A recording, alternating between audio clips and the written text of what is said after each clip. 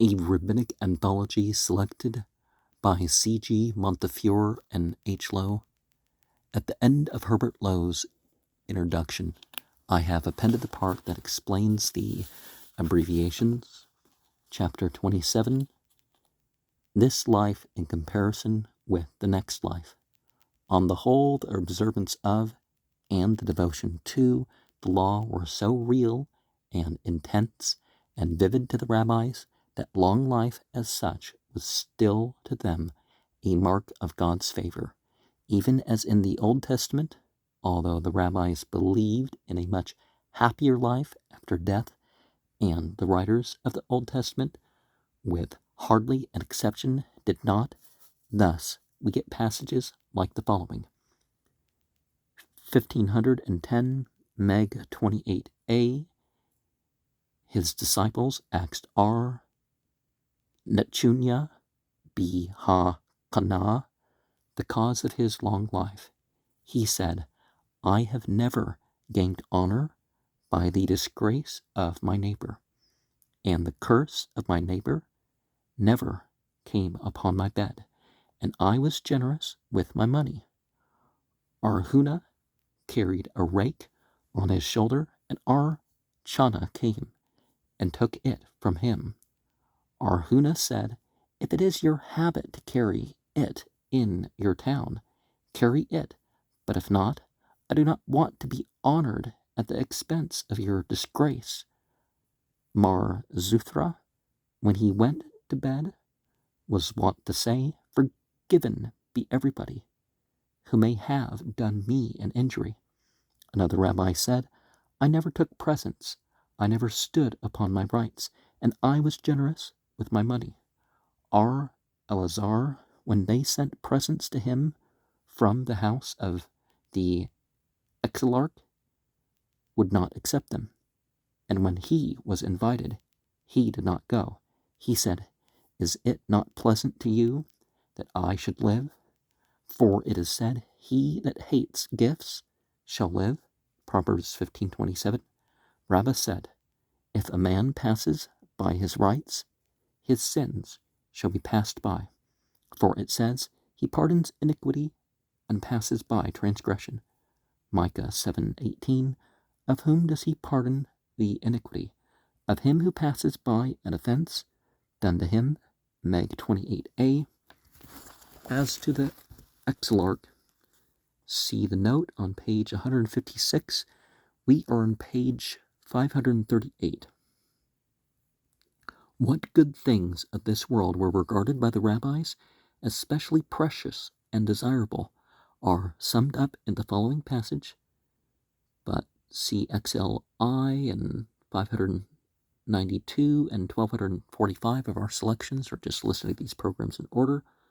1511, R. Simeon, the son of Judah, said, in the name of R. Simeon, beauty and power and wisdom and wealth, and old age and glory and honor and sons are good for the righteous and good for the whole world. The proof passages are Proverbs 16:31, 17:6, 20:29, and Isaiah 24:23. T. San 11:8 Z, page 432, line 7. Professor Danby's translation, page 111. A depreciation of this life in comparison with the next occurs only occasionally. 1512, Arub 13b.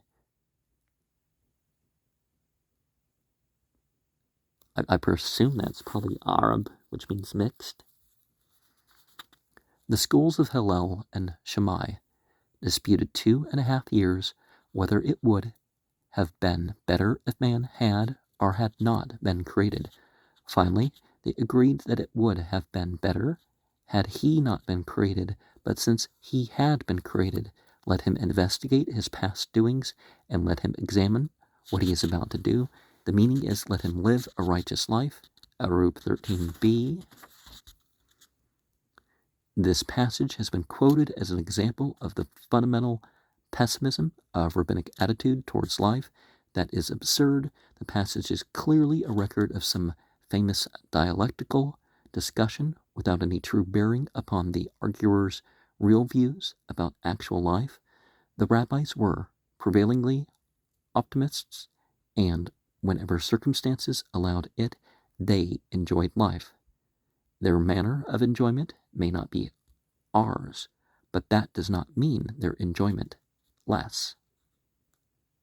Oh, it doesn't make their enjoyment less. 1513, Exodus R, Wayekel 48:1. Well, it's not always the best thing to reserve the opinions of others. It is said in Ecclesiastes, the day of death is better than the day of birth, 7:1. When a man is born, none know what his deeds will be. When he has died, men know them. Our-Levi said, it is like two ships which sail upon the ocean. The one leaves the harbor and the other returns to it. People rejoice over the first and not over the second. But a clever man said, I take the contrary view. For the one which leaves for the harbor, we should not rejoice, for none know what seas and winds it will have to encounter. But for the ship which has returned to harbor, all should rejoice that it has come back in peace. So with man, when he is born, they regard him as dead. When he is dead, they regard him as living. Exodus R, Wayekel 48:1. Here there is a real touch of pessimism, but it is extremely unusual. It is more Greek than Hebraic. Well, historical Judaism is first appearing in the Maccabean period, so that's Greek, right? Jebb's beautiful essay on the melancholy of the Greeks and some aspects of the Greek genius. Well, you could say Judaism goes back to 540 is something you can recognize as Judaism, but very unusual too is the tone of the next two passages. 1514, Ab RN version 1, 28:43a. Our Judah the Prince said, he who accepts the pleasures of this world is deprived of the pleasures of the world to come, and vice versa. Ab RN version 1, 28:43a. 1515, Pesquet 27, 170a, 171a. God says to the wicked, the righteous do not rejoice in my world, and do you seek to rejoice in my world? Adam did not rejoice in my world, and do you seek to rejoice in my world? Abraham did not rejoice in my world, and do you seek to rejoice in my world? If one may say so, God himself does not rejoice in his world, and would you seek to rejoice in his world?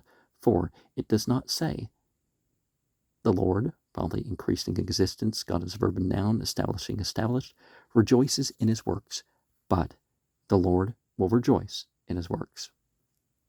Psalm 104:31. That is, God will rejoice in the works of the righteous in the world to come. The Israelites have not rejoiced in my world, and do you seek to rejoice in my world? For it does not say Israel has rejoiced in his Creator, but it says Israel will rejoice in his Creator. Psalm 149, verse 2. That is, Israel will rejoice in the works of the Lord in the world to come. Pesquet 27, 170a, 171a.